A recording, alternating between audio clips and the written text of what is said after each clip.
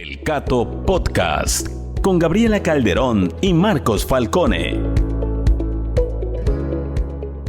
Hola a todos y bienvenidos una vez más a un episodio del Cato Podcast. Mi nombre es Marcos Falcone, yo soy analista de políticas públicas para América Latina del Instituto Cato desde Washington. Nos acompaña hoy también Gabriela Calderón, como siempre, que es Fellow en Estudios Latinoamericanos del Instituto Cato también.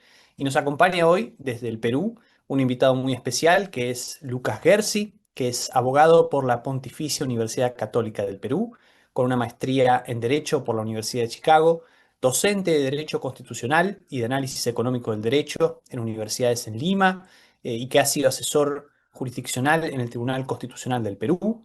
Bienvenido, Lucas, es un placer tenerte acá con nosotros. Normalmente empezaría yo haciendo un resumen del estado de las cosas y luego tenía una pregunta un poco más profunda. En este caso, eh, creo que no soy el único que no termina de entender qué es lo que ha pasado o está pasando en el Perú. Ha habido elecciones presidenciales el 12 de abril, casi 10 días después más o menos, cuando estamos grabando, todavía no sabemos realmente cuál es el resultado o incluso si se va a rehacer la elección. En primer lugar, con alrededor de 17 puntos, parece ubicarse Keiko Fujimori. El segundo lugar se lo disputan Roberto Sánchez y Rafael López Aliaga, en torno del 12%. En algunos lugares se votó incluso un día después de la fecha. El conteo todavía no termina. ¿Nos podés dar un breve resumen para empezar de qué es lo que está pasando en el Perú en este proceso eleccionario? Con todo gusto. Antes que nada, muy buenos días, Gabriela, buenos días, Marcos. Para mí realmente es un honor poder estar acá con ustedes. Y bueno, les cuento un poquito la situación actual. El Perú ha tenido este año una elección muy compleja, muy complicada, por varias razones. Una primera razón es que el Perú ha tenido un récord de número de organizaciones políticas participando en el proceso. Han sido más de 35 organizaciones, partidos políticos que han participado, un nivel de fragmentación enorme de la política. En segundo lugar, porque el Perú en esta elección ha reestablecido la bicameralidad, es decir, los peruanos por primera vez en mucho tiempo han elegido presidente, diputados, senadores, además de representantes ante el Parlamento andino. O sea, ha sido una elección nueva, distinta, complicada. Los principales candidatos de esta elección son, de un lado, Keiko Fujimori, del partido fujimorista, que ha llegado siempre a la segunda vuelta en las últimas elecciones y tiene una base de apoyo, la verdad, muy leal. El otro candidato importante es Roberto Sánchez, que es un izquierdista radical que busca reivindicar la figura del gobierno de Pedro Castillo y que tiene apoyo sobre todo en el sur andino del Perú y también en otras áreas rurales. Y el tercer candidato fuerte es Rafael López Aliaga, un candidato de derecha que tiene sobre todo fuerza y respaldo en la ciudad de Lima y otras grandes ciudades, ¿no?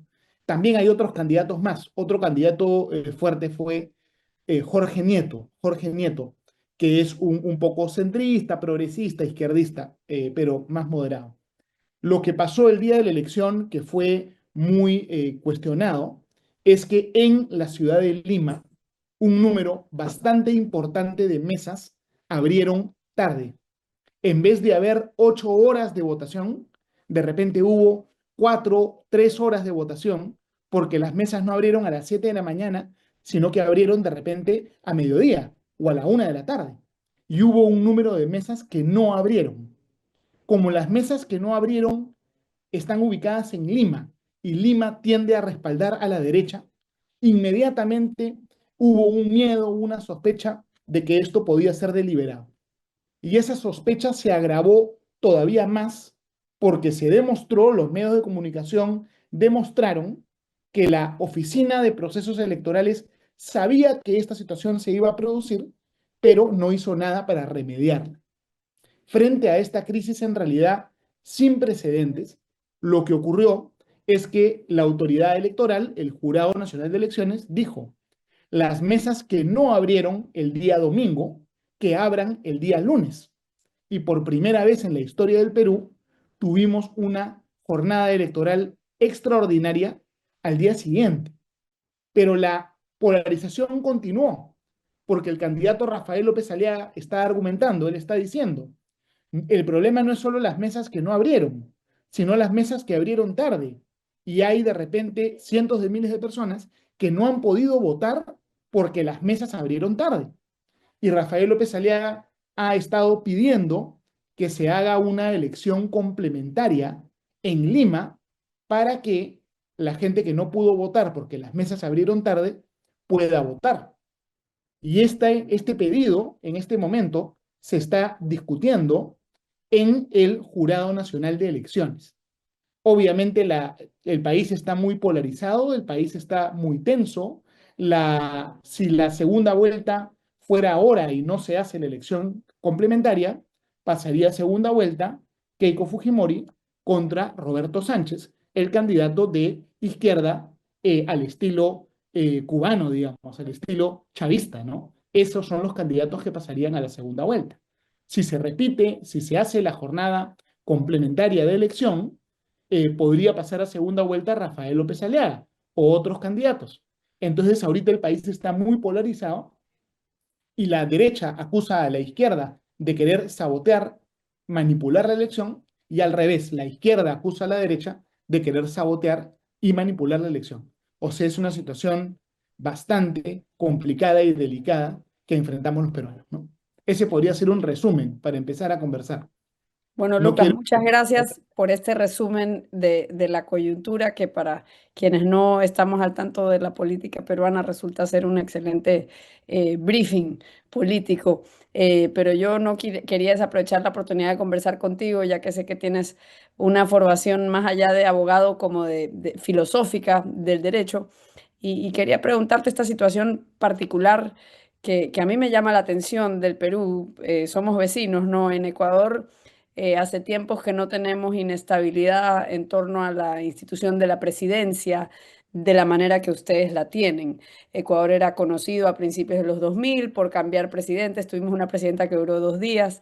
En una semana tuvimos 3 presidentes. Pero bueno, ustedes de allá para acá, ustedes se han vuelto más conocidos por eso que nosotros. Sin embargo, es extraño y a mí me resulta paradójico, y no sé si nos puedes explicar a qué se debe, que mientras que el Perú no parece tener estabilidad política, más bien un caos político, pareciera ingobernable, digamos, desde afuera, mantiene unas cifras de crecimiento y de inversión extranjera más o menos estables, mantiene unas reglas del juego más o menos estables. Entonces, ¿a qué se debe esto de que, digamos, hay algo en las reglas formales, en la Constitución peruana, que conduce a este fraccionamiento político, a esta inestabilidad? Y asimismo hay algo, tal vez en la Constitución o en las reglas informales, más allá de la Constitución, que hacen que la economía siga andando de todas maneras. Claro, a ver, Gabriela, gracias por la pregunta, por la buena reflexión. El Perú de repente se ha ecuadorizado un poco, ¿no? Podríamos hacer ese análisis. A ver, el Perú, a diferencia de otros países de América Latina, no es un país netamente presidencialista, sino que tiene una constitución que está inspirada en la constitución francesa y que es una constitución en realidad semipresidencialista. El Perú, a diferencia de otros países de América Latina, tiene un presidente, pero también tiene un presidente de Consejo de Ministros. Y en realidad, quien gobierna, quien está a cargo del Poder Ejecutivo, es, según la Constitución, el Consejo de Ministros. Y el Consejo de Ministros, para gobernar, requiere aprobación parlamentaria. Y el Parlamento puede destituir a los ministros, algo que en otros países de América Latina no existe. En el Perú, el Parlamento también tiene el poder de destituir al presidente si se alcanza una supermayoría. Es decir, el Perú de repente tiene un sistema que es distinto al sistema que existe en otros países, en otros países de América Latina. Es decir, estos cambios de presidente, esta inestabilidad, ciertamente es inestabilidad, pero no es rompimiento del marco constitucional. No es que hayan habido golpes de Estado exitosos. No es eso. Sino que dentro del marco constitucional, a través de las figuras constitucionales reconocidas en el ordenamiento jurídico que quizás se han ejercido en algunos casos de manera abusiva y ha habido jurisprudencia constitucional al respecto y mucho debate al respecto, se ha venido dando la inestabilidad. O sea, es inestabilidad dentro del sistema, no fuera del sistema, e inestabilidad sin romper el sistema. Y el Perú, con toda esta inestabilidad y caos que tiene algunas fortalezas, ¿no? Que tiene instituciones que podemos estar de acuerdo o no, pueden en algunos casos tener problemas de corrupción, pero son instituciones independientes. El Poder Judicial en el Perú es muy independiente, el Ministerio Público también es independiente, el Tribunal Constitucional, aunque la gente de izquierda está molesto porque ya no controlan el Tribunal Constitucional también es muy independiente, y así sucesivamente. El Banco Central de Reserva es muy profesional, o sea, hay separación de poderes y de facto, cada vez más en el Perú, hay casi como si hubiera un sistema parlamentario, ¿no? Donde los gabinetes de ministros ya no los arman los presidentes, sino las coaliciones que se forman en el Parlamento, ¿no es cierto? De repente hay un presidente, gana alguien la elección presidencial, pero si el Parlamento no hay consenso, no se puede gobernar. O sea, lo que está pasando en el Perú es coaliciones parlamentarias de facto, ¿no es cierto? Se sabe, no se hace esto con mucha transparencia, pero se sabe que los partidos que controlan el Congreso tienen cupos, por ejemplo, en ministerios. Y los últimos 3, 4 años hemos tenido de facto un gobierno como si fuera una gran coalición de partidos, de centro, de derecha, de izquierda, incluso en el Congreso. El Perú ha tenido eso, una gran coalición, ¿no? Y eso, claro, alguna gente lo ve y se molesta y no lo entiende y utiliza palabras agresivas y dice hay un gran pacto mafioso en el Congreso, pero no es un pacto mafioso, es una coalición. La política siempre es egoísta y que se responde a intereses y hay cosas que no nos gustan, pero Perú tiene esta cultura cada vez más fuerte de política de coalición. Por eso es que esta elección ha sido bien importante, porque gane quien gane la presidencia, ya se sabe cuál va a ser la conformación de la Cámara de Diputados y del Senado. Y la izquierda y la derecha han quedado empatadas. Y hay un partido de centro, más o menos progre, podríamos decir, que va a ser el partido que va a manejar el desempate, ¿no es cierto? O sea, la verdad es que sin consensos, ningún bloque, ningún partido va a tener mayoría y va a haber que hacer un trabajo, obviamente, de político, ¿no? Parlamentario. Obviamente la izquierda extrema seguramente va a querer cambiar la constitución o va a querer a lo mejor hacer un golpe de Estado, romper el marco constitucional como quiso hacer Pedro Castillo. Ese es el riesgo. Pero en principio, pese a la inestabilidad tan grave, Perú tiene un marco constitucional que sobrevive bajo mucha presión y mucha polarización. Ese puede ser una reflexión, ¿no? Lucas, antes de que hablemos un poco más sobre lo que ha ocurrido en los últimos años en el Perú o en términos de las reformas institucionales que ha habido o reformas que podría haber en el futuro, quiero que agotemos el tema de la elección al que estabas volviendo ahora, sobre todo en relación a esa respuesta que estabas dando en la que decías que, por ejemplo, es bastante independiente del Poder Judicial. ¿Nos podés contar un poco acerca del organismo electoral en Perú específicamente? No, por supuesto que no queremos comprometerte, pero también nos gustaría saber cuál es tu opinión respecto de estas sospechas que se están dando, respecto de si lo que ocurrió en Lima o en consulados en el exterior fue o no a propósito, y entender también si, qué deberíamos esperar, aunque por supuesto que nadie tiene la bola de cristal, si la elección se va a repetir, se va a realizar una elección complementaria en Lima, o lo más probable es que lleguemos hacia una segunda vuelta y después sí podemos seguir hablando acerca de otros temas más generales, si se quiere. Correcto. A ver, el Perú es un país muy raro, no tiene un organismo electoral, en realidad tiene 3 organismos electorales independientes, el uno del otro. O sea, somos un país barroco, estamos medio locos los peruanos. Tenemos 3 organismos electorales. El primer organismo electoral es el registro de identidad, que lo que hace es, se encarga de elaborar el padrón electoral, ¿no? El segundo organismo electoral se llama la OMPE, Oficina Nacional de Procesos Electorales, que es la oficina que ve la parte administrativa de la elección. Y en la ellos oficina. están en el centro de la controversia ahorita. El Ellos hombre. son el ojo de la tormenta en este momento. Los operativos, los logísticos, los que ponen las mesas, cuentan los votos. Y luego hay una tercera institución que se llama Jurado Nacional de Elecciones, que es básicamente un tribunal de justicia separado del Poder Judicial que controla, fiscaliza a la OMPE. Y de hecho, el presidente del Jurado Nacional de Elecciones es un juez de la Corte Suprema del Perú, ¿no es cierto? Entonces, lo que ha ocurrido con la elección es básicamente lo siguiente. Muchas mesas abren tarde, muchas mesas no abren, y cuando se hace la investigación de por qué está ocurriendo esto, se descubre que se habían mandado cartas, habían habido comunicaciones, alertas, que la logística estaba mal, que no iban a llegar en los materiales de votación a las mesas, y la OMPE no hizo nada. Tuvo una pasividad un poco extraña. Entonces, esto ha dado lugar no solo a un enorme malestar de la población, sino inclusive a una investigación penal. El jefe de la OMPE está siendo investigado penalmente y esta semana el jefe de la OMPE renunció y entregó sus pasaportes. Es decir, dijo, para que el Perú no piense que yo me voy a escapar, voy a querer huir de la justicia, yo entrego mis pasaportes. Y de hecho, el Ministerio Público, la Fiscalía, ha pedido que el jefe de la OMPE, que acaba de renunciar, sea detenido. Y la autoridad jurisdiccional está evaluando esto. Ya hay toda una investigación, ¿no? Y se han encontrado materiales electorales mal manejados. Y de hecho, ¿quién denuncia penalmente al jefe de la OMPE? ¿Quién lo denuncia?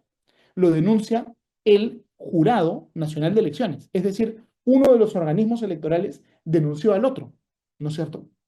Acá no se trata de una conspiración que una persona en Twitter dijo que hay fraude, no.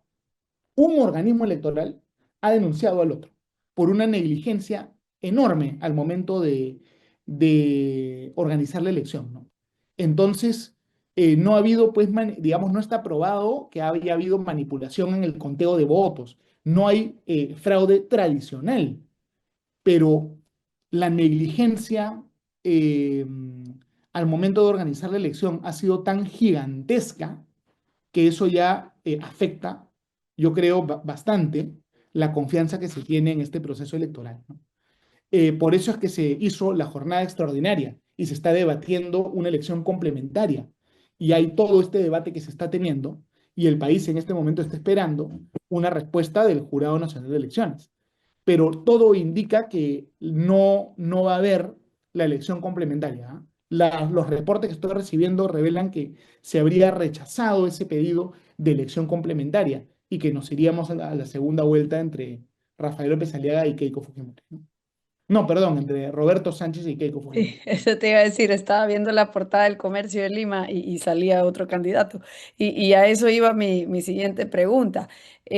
Supongamos que tenemos una bolita de cristal y ya tenemos certeza que la segunda vuelta será entre Keiko Fujimori y Sánchez.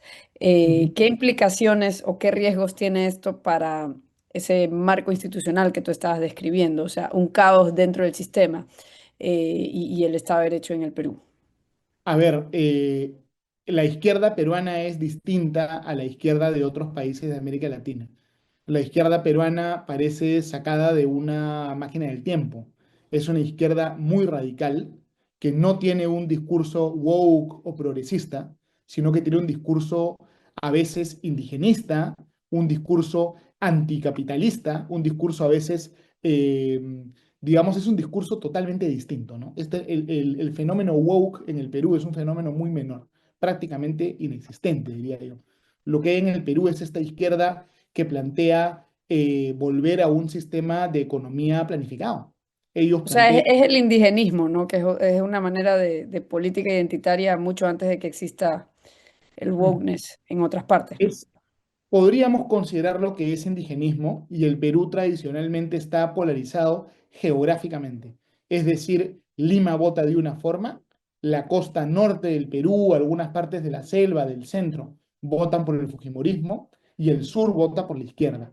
Es decir, la polarización, más que ideológica, es una polarización identitaria y geográfica, hasta el punto que ya parece que hubieran dos o tres Perús, y hasta el punto que una parte del Perú tiene un resentimiento y una agresividad hacia la otra parte que ya parece pues una cosa muy fea, ¿no es cierto? Una cosa que podría presagiar un país fragmentado. Es terrible, es muy duro esta situación. Eh, ¿Quién es la mano derecha de Roberto Sánchez? La mano derecha de Roberto Sánchez en esta campaña es Antauro Humala. Antauro Humala es hermano del expresidente Ollanta Humala.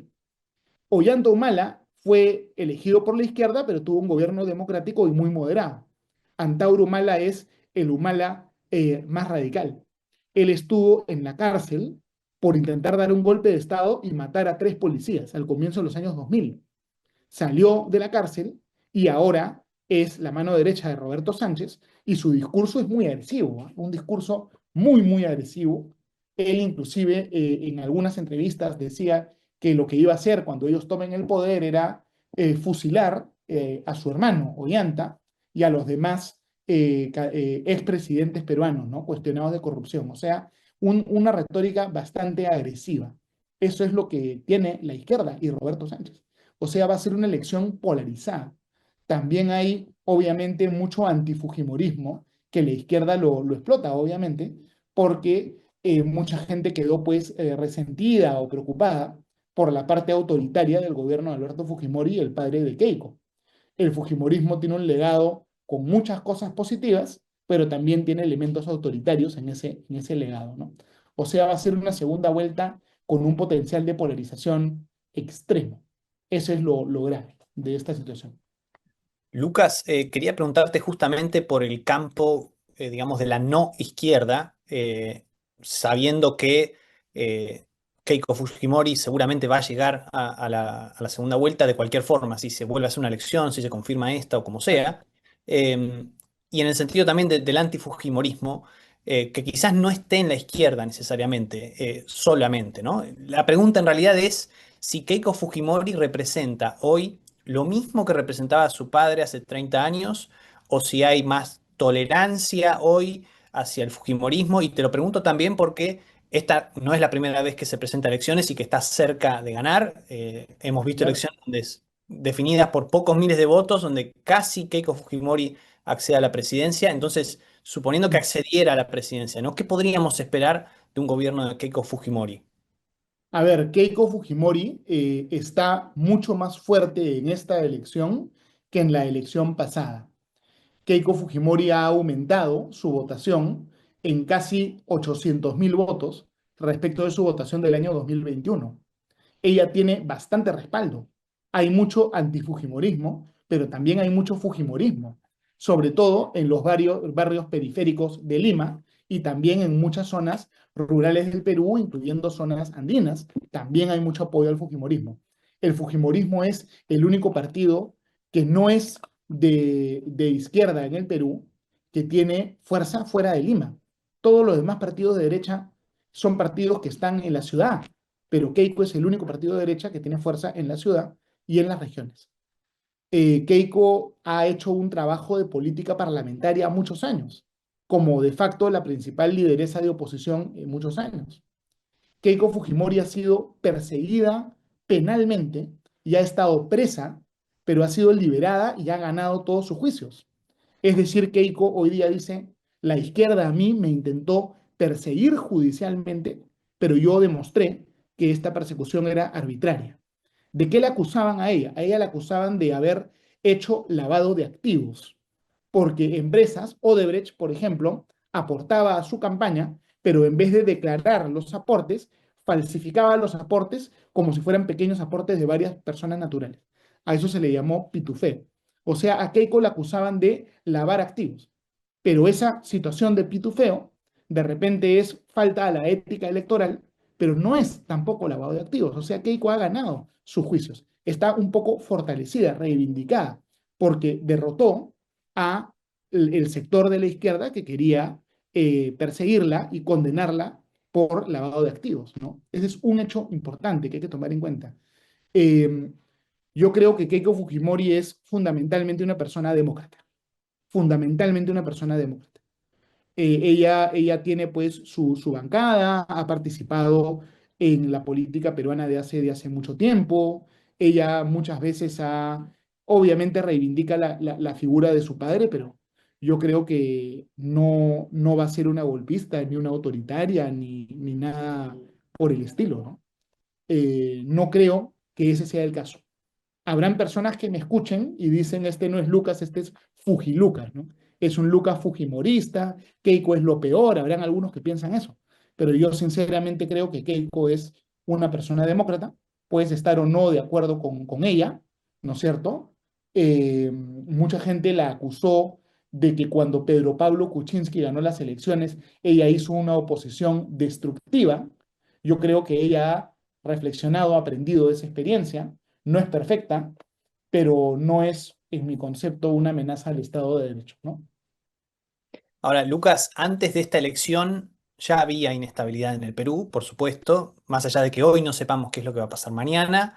El presidente electo en la última elección, Pedro Castillo, parece como de otra era, ya, ¿no? No es el que entregará el mando. Hemos visto sucesiones presidenciales, seguimos viendo hoy quizás nuevos cambios de presidente, también de primeros ministros, incluso personas como Hernando de Soto, que parecía que lo iba a hacer y luego no lo fue. Entonces, como para que nos des un poco de contexto, ¿qué es lo que ha pasado en el Perú específicamente en los últimos años, que seguramente tiene relación con, bueno, problemas del marco institucional, ¿no? O como vos decías, de este parlamentarismo ficticio, ¿no? Pero ¿qué es lo que ha pasado en los últimos años? ¿Cómo es que hemos llegado hasta esta elección respecto de la última elección? Wow, ¿quieres que te cuente prácticamente una telenovela? Voy a La intentar historia del hacerlo, Perú. voy a intentar hacerlo lo más corto posible, porque si no me demoro 2 horas. Una breve historia del Perú en el siglo XXI. Capacidad de síntesis, ¿no? Bueno, a ver, el 2021 entra al poder Pedro Castillo. Pedro Castillo representa a esta izquierda extrema en el Perú, ¿no es cierto? Entonces entra con una retórica muy radical, muy confrontacional, en contra de la empresa privada, en contra de la minería, diciendo que se va a hacer el cambio de la constitución, ¿no es cierto? Una asamblea constituyente al estilo del socialismo del siglo XXI, o sea, entra con mucha agresividad Pedro Castillo a la presidencia. Pero Pedro Castillo no tiene tampoco un control claro del Congreso, ¿no? Entonces va negociando con las bancadas, empieza a ser un presidente impopular en Lima, sobre todo, y empieza a encontrar oposición ciudadana. Los opositores, y yo ahí participé también, hicimos marcha, protestas contra Pedro Castillo. La prensa empezó a investigar y empezó a detectar actos de corrupción, ¿no es cierto? Empezaron a salir informaciones de que Pedro Castillo recibía sobornos y poco a poco el gobierno de Pedro Castillo fue como empezando a estar acorralado, ¿no? No logró hacer así un daño claro a las instituciones en ese periodo de tiempo. Pedro Castillo, que está acorralado, en determinado momento, en el año 2022, él intenta dar un golpe de Estado, un golpe de Estado así al estilo antiguo, a la mala. Él dice un día, sale en televisión nacional y dice, se va a cerrar el Congreso, se va a cerrar el Tribunal Constitucional, la fiscal de la Nación, que era opositora, que lo estaba investigando, va a ser detenida, intenta dar un golpe de Estado así, autoritarismo absoluto, dictatorial. Pero por fortuna, las instituciones en el Perú no permitieron que este golpe de Estado avance y Pedro Castillo fue detenido por su propia escolta y ahora está condenado y está preso, ¿no es cierto? Entonces Pedro Castillo intenta dar un golpe. Una vez que Pedro Castillo es preso y es destituido por el Congreso, lo reemplaza en la presidencia su vicepresidenta, Dina Boluarte. Dina Boluarte obviamente había entrado al poder con la misma ideología de izquierda de Pedro Castillo, pero siendo ella mucho más pragmática, abandona las ideas de izquierda e intenta hace un gobierno dentro del margen democrático. Dina Boluarte podría ser una especie de Lenin Moreno peruana o una especie de Ollanta Humala también peruano, ¿no? Es decir, una política que entra al poder con un discurso extremadamente radical y después se modera, ¿no es cierto? Dina Boluarte gobierna con el apoyo del Parlamento, hace un gobierno también acusado de corrupción, ¿no es cierto? Muy criticado, pero un gobierno democrático, ¿no? Un gobierno democrático y más estable que el de Pedro Castillo. Lo que ocurre con Dina Boluarte es que cuando Dina Boluarte toma el poder, los seguidores de Pedro Castillo en algunas ciudades del Perú hacen protestas extremadamente violentas. Intentan tomar aeropuertos, intentan tomar infraestructura, incendian y saquean negocios. Es decir, el año 2022 y 2023, sobre todo enero y febrero del año 2023 en el Perú, fue muy traumático, porque hubieron estas protestas muy violentas que fueron reprimidas de mala forma por la policía y las Fuerzas Armadas, y hubieron aproximadamente 60 muertos. Fue una cosa muy terrible, trágica. Entonces, el discurso de ahora de la izquierda es cómo se reprimieron estas protestas y los 60 mártires, digamos, de las protestas, ¿no? Dina Boluarte, ella gobierna un tiempo hasta que el Congreso la destituye. Y ahí sí el Congreso cometió un grave error, ¿no? Yo creo que el Congreso no debió destituir a Dina Boluarte. La destituyeron diciendo que era ineficaz en la seguridad ciudadana y la destituyeron de una manera muy atropellada, sin ni siquiera citarla con anticipación para que se defienda. Fue una destitución probablemente inconstitucional.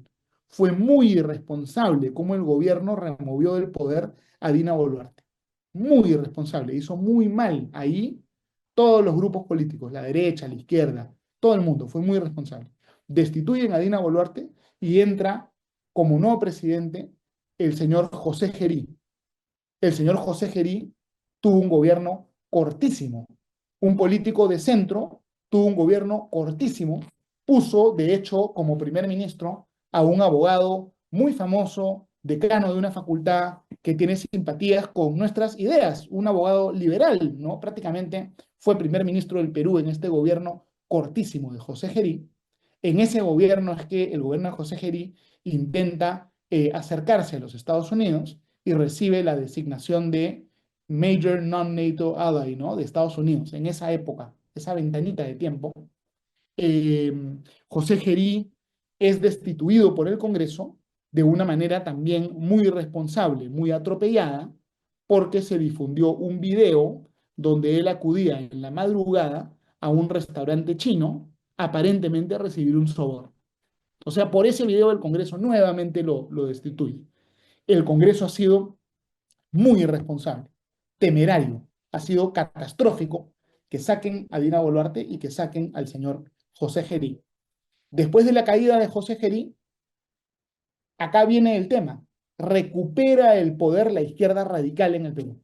La izquierda radical en el Perú, que había perdido el poder cuando cae Pedro Castillo, que había perdido el poder con Dina Boluarte y con José Gerí, recupera el poder, porque después de que sale José Gerí, el Congreso designa como presidente a el señor José María Balcázar, que es un señor mayor, pero que sí pertenece al bloque de la izquierda radical, ¿no?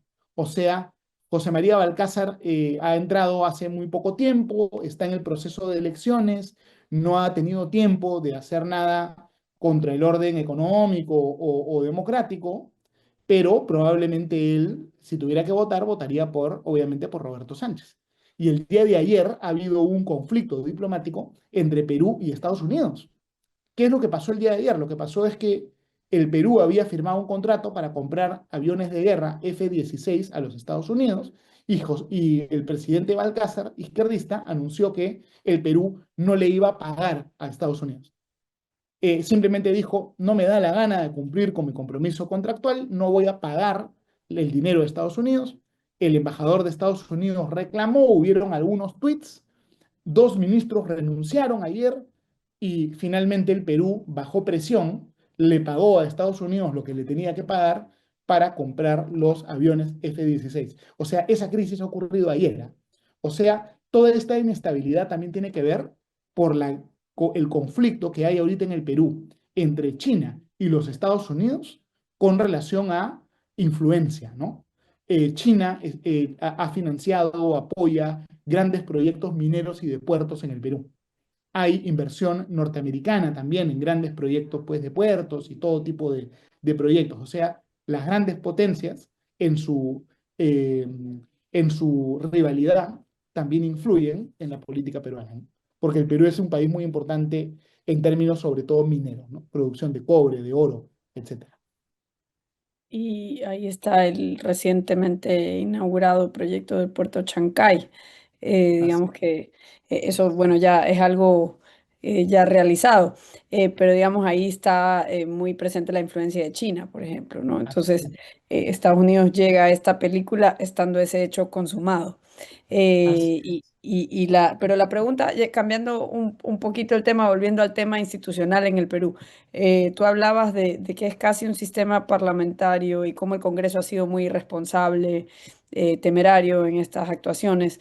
Mi pregunta va por el lado de cambios recientemente efectuados que son muy importantes en el cambio de la estructura del Estado y yo creería que al menos en mi país, en Ecuador, por la camisa de fuerza que tenemos, que es nuestra constitución vigente, un cambio de ese tamaño fuera imposible sin una asamblea constituyente. Ustedes han pasado a tener una bicameralidad. Y es algo que no lo tienen desde hace mucho tiempo y te quería preguntar si eso tú crees que va a tener un efecto por sobre la manera, el equilibrio de poder en el Perú entre las distintas ramas del Estado y sobre esa inestabilidad y comportamiento del mismo Congreso. Claro, la idea de la bicameralidad precisamente es disminuir un poco esta inestabilidad política tan grande que ha tenido el país, ¿no? Ya no se va a poder vacar a un presidente en una sola noche. Va a tener que haber un proceso a lo mejor un poquito más largo, ¿no es cierto? Y la idea es que lo que haga una cámara lo puede revisar la segunda cámara y yo creo que si bien el sistema no es perfecto, la bicameralidad va a ayudar a que tengamos un poco más de estabilidad política, ¿no?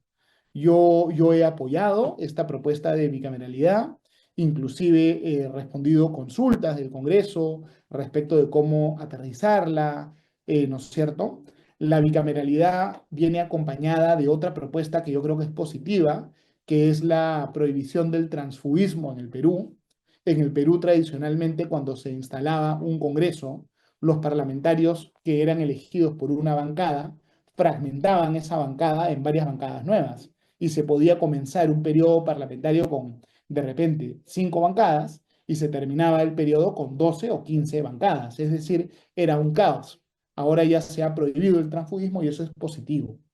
La parte negativa de la bicameralidad es que quizás se le ha dado al Senado un poder desproporcionado. ¿Por qué? Porque la Cámara de Diputados puede presentar un proyecto, aprobarlo, pasarlo a la Cámara de Senadores y la Cámara de Senadores puede de repente modificar ese proyecto y aprobar algo distinto, sin que eso pase nuevamente por la Cámara de Diputados. Es decir, una crítica que se hace es, ¿para qué voy a tener una Cámara de Diputados si lo que aprueba diputados, el Senado lo puede cambiar y aprobarlo sin que los diputados estén de acuerdo? O sea, ese es un defecto grave y ojalá que se pueda corregir. Pero creo que igual es, digamos, en términos netos, es mejor tener la bicameralidad que no tenerla. La bicameralidad además va a permitir que se escoja a altas autoridades del Estado de manera oportuna. Un problema que hemos tenido en el Perú es que, por ejemplo, había que escoger magistrados del Tribunal Constitucional y pasaban 2, 3, 4 años y no se escogían porque no había consenso. Entonces tenías un Tribunal Constitucional con el mandato vencido. O había que escoger defensor del pueblo. Pasaban 2, 3, 4 años y no se escogía el defensor del pueblo y tenías un defensor del pueblo suplente. O sea, hubo todo un deterioro institucional. Y de repente con la segunda cámara se va a poder hacer estos nombramientos de manera también más efectiva, ¿no? Lucas, hace algunos años vos mencionabas hace un ratito que estuviste en una campaña contra una asamblea constituyente que impulsaba Pedro Castillo. Y bueno, ahora estamos hablando de la bicameralidad y lo bueno y lo malo que tiene eso para el Perú. Quisiera preguntarte, más allá de que no esté en tu poder, por supuesto, establecer un diseño constitucional para el Perú. ¿Cómo, si es que, ¿no? Mejorarías el diseño constitucional del país, que por ahora parece dar bastante estabilidad en algunos sentidos, pese a que políticamente haya habido tanta inestabilidad. Digo, estar en contra de una asamblea constituyente seguramente implica que uno tiene una visión positiva de las cosas, de qué se debería hacer, ¿no? ¿Cuál es esa visión tuya? Correcto, a ver, Marcos, efectivamente, durante el gobierno de Pedro Castillo, nosotros iniciamos una campaña de sociedad civil fuera de cualquier grupo político para oponernos a la propuesta del gobierno de hacer una asamblea constituyente. El gobierno anunció que ellos iban a recolectar firmas para hacer una asamblea constituyente. Cuando el gobierno anunció eso, yo salí, se nos ocurrió decir, bueno, nosotros hacemos una campaña de recolección de firmas al revés, ¿no? En contra, para que no haya asamblea constituyente. Y la verdad que lo hicimos con humor, era una campaña con humor negro. Convocamos a todos los grupos políticos prácticamente fuera de la izquierda extrema, lo hicimos a nivel nacional y fue muy bonito porque recolectamos cientos de miles de firmas, mientras que los partidarios de Castillo no recolectaron nada. Es decir, nos ayudó a frenar un poco al gobierno y ayudó a movilizar a la gente para empezar a hacer marchas de oposición contra el gobierno. O sea, ese fue un trabajo político que hicimos fuera de los partidos políticos tradicionales y fue bien entretenido hacerlo. Eh, ¿Por qué yo estoy en contra de la constituyente? No porque creo que sea perfecto el sistema, sino porque la intención de la izquierda extrema en el Perú no es mejorar la constitución. Su intención es utilizar una asamblea constituyente para eh, concentrar el poder, destruir todas las instituciones actuales y hacerlas desde cero, pero con su gente. Es decir, la asamblea constituyente es un instrumento para copar, para hacer un nuevo Estado, pero con mi gente, ¿no? Para apoderarse de todo. Vladimir Cerrón, que era el presidente del partido político que llevó a Pedro Castillo al poder, decía, yo tengo el gobierno, pero no tengo el Estado. Yo necesito la Asamblea Constituyente para tener el Estado, ¿no? O sea, la idea es impedir que la izquierda tenga un poder absoluto. De repente van a gobernar, pero poder absoluto no van a tener, ¿no? Entonces, esa era un poquito la idea. Ustedes me dicen cómo se puede mejorar la constitución en el Perú. Eh, claro, se puede hacer mucho, ¿no? El modelo de bicameralidad tenemos que perfeccionarlo, ¿no? Yo sí creo que la figura de destitución del presidente por parte del Parlamento es sana. ¿Ah? Si no hubiera esa figura, no hubiéramos tenido una herramienta para frenar el intento autoritario de Pedro Castillo.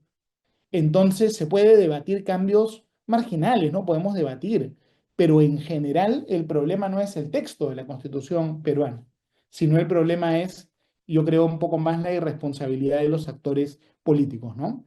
El principal problema del Perú es la fragmentación política. Yo creo que el principal problema no es la Constitución, sino el sistema electoral. Tenemos un sistema electoral con demasiada representación proporcional, que genera un parlamento demasiado fragmentado. Yo sería partidario de que el Perú tenga un sistema mayoritario, de repente binominal, uninominal. ¿Para qué? Para que el Perú, en vez de tener 6, 7, 8 partidos, pueda tener 2 o 3 partidos, para que haya un partido de izquierda más institucional, un partido de derecha más institucional, y no tengamos tantos caudillos, tantos locos, y además también para que no haya millones de votos desperdiciados en cada elección por partidos políticos que ni siquiera pasan la valla electoral del 5%. El problema del Perú es que hay millones de personas que votan por pequeños partidos y su voto es desperdiciado. El Perú es un país en realidad de derecha y muy liberal, ¿no es cierto? Pero con tal cantidad de partidos, el resultado de la elección no refleja lo que el pueblo realmente quiere por la fragmentación. O sea, hay que luchar contra esa fragmentación.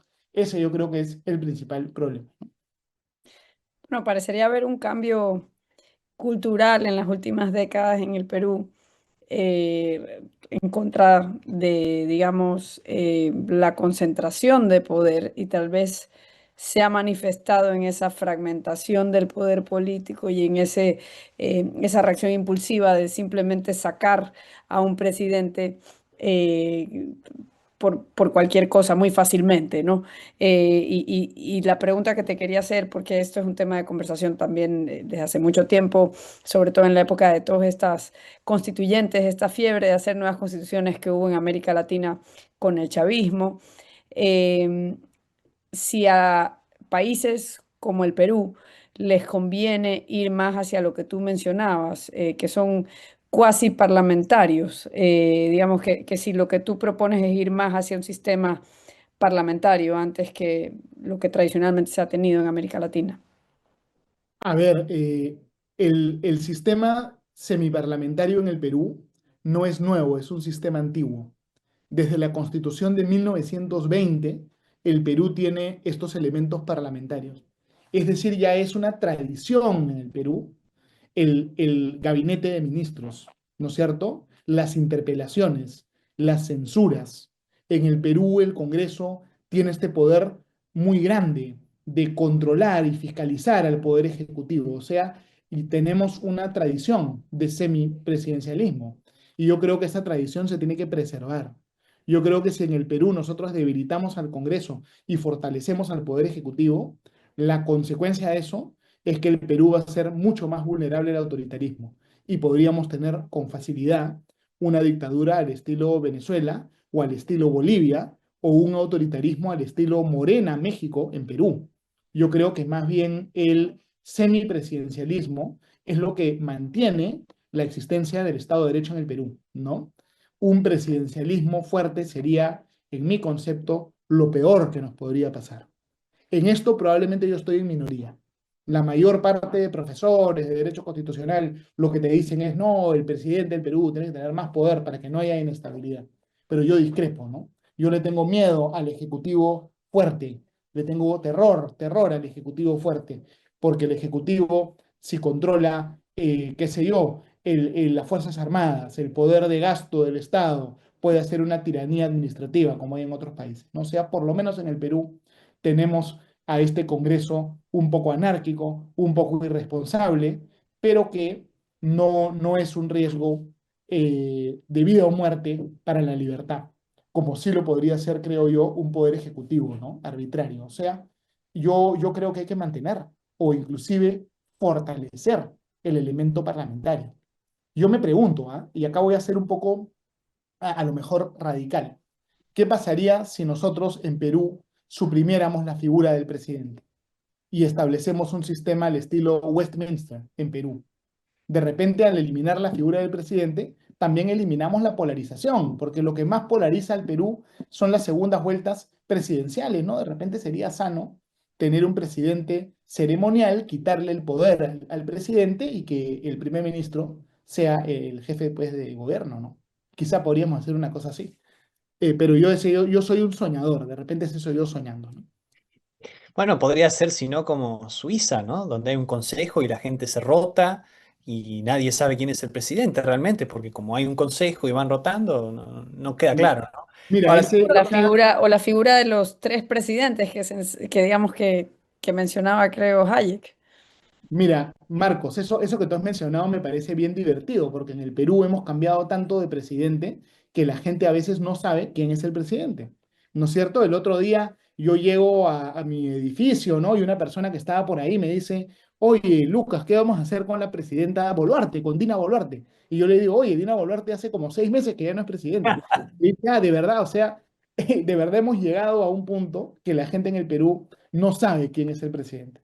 Y eso Pero saben que y en eso se parece a un país como Suiza o como Suecia, a así pesar es, del así caos es. político. Pero o sea, digamos, la otra cosa que me recuerda a tu comentario es de un amigo de nosotros, dice, y tú lo has de reconocer, dice que a nadie le importa en el Perú quién es el presidente.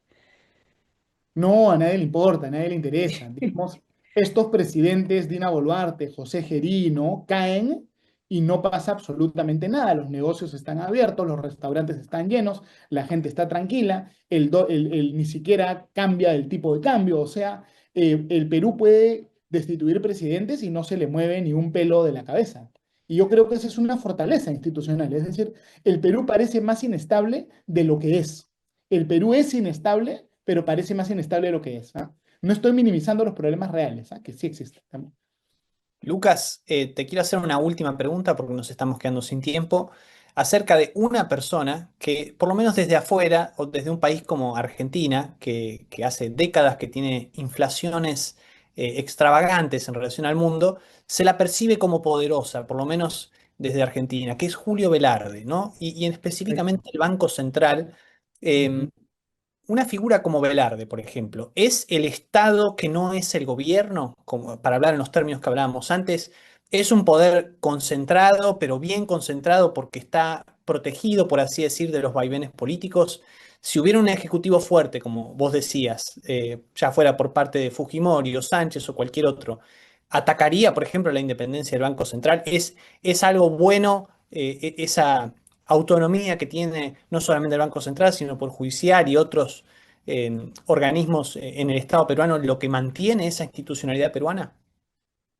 A ver, Julio Velarde es una persona emblemática en el Perú, es el funcionario público que lleva pues más tiempo en el Perú, lleva mucho tiempo, más de 20 años en este cargo, y la verdad que se ha convertido, yo creo, en uno de los funcionarios públicos más populares del Perú, probablemente, ¿ah? Digamos, si Julio Velarde postulase a la presidencia, seguramente podría estar entre los primeros puestos, ¿ah? Eh, es realmente increíble. Una persona muy profesional, muy discreta, que ha mantenido una gran estabilidad de la moneda, ya está mayor, está anunciando que se quiere retirar, pero se ha encargado de proponer gente muy buena que lo acompañe en el directorio del Banco Central. Un ejemplo puede ser Diego Macera, que estudió también en la Universidad de Chicago y está también en el directorio del Banco Central, o sea, ha hecho escuela además, es muy, muy buena la figura de Julio Velarde, da mucha estabilidad. Julio Velarde es tan respetado en el Perú que hasta Pedro Castillo propuso que Julio Velarde se quede, ¿no? Hasta Pedro Castillo lo mantuvo. Lo preocupante ahora es que la campaña de Roberto Sánchez se ha caracterizado en gran medida por ataques constantes a Julio Velarde y por ataques constantes al Banco Central. O sea, el miedo que hay ahora es que si gana la ultraizquierda, esta vez sí van a intentar capturar el Banco Central para poder hacer una política monetaria expansiva y generar inflación y destruir el país por esa vía, ¿no?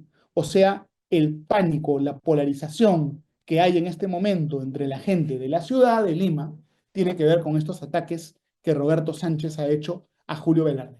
Ha sido, de hecho, una parte bien importante de la campaña electoral. Bueno, Lucas, nos hemos quedado sin tiempo. Muchísimas gracias por estar acá con nosotros. Gracias también, Gabriela, por estar ahí. Nos encontramos la semana que viene con un nuevo episodio del Cato Podcast. Y bueno, nos vamos con una buena idea de lo que ha ocurrido en el Perú, aunque no sobre lo que va a ocurrir, porque eso nunca lo sabemos. Muchas gracias, Lucas. Gracias, Sí, gracias, sí. Lucas. Gracias, Gabriela, gracias, Marcos, y Genial. nada, espero que haya sido esclarecedor. Gracias por la invitación. El Cato Podcast con Gabriela Calderón y Marcos Falcone.